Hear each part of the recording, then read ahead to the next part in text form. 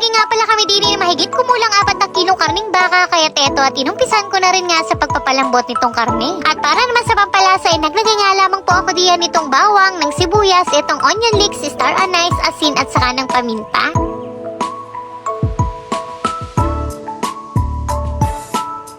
Namulat ko na rin ang palambutin itong mga pantoppings natin sa ating lulutuing pares.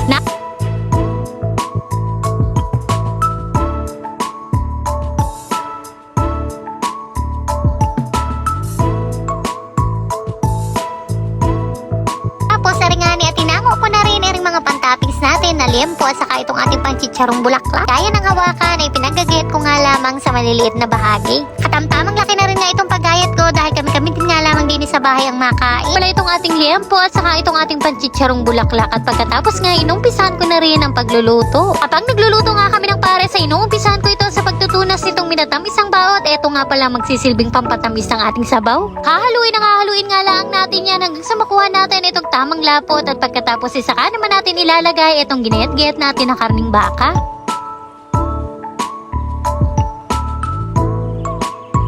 Pinagalo-halo ko nga laan na maigi hanggang sa kumapit nga itong minatamis ang bao dito sa ating karning baka at pagkatapos saka ko naman nilagay itong sabaw ng pinagpakuluan natin kanina. At saka naman uli maglalagay tayo din ng mga pampalasang sangkap. Bale, ang uno ko nga palang nilagay diyan itong ABC sweet sauce para sa tamang tamis at alat. Inunod ko na rin nga kagad ilagay diyan itong toyo, asukal at saka itong beef cubes para naman talagang mas masarap at mas malasa nga ang karning baka.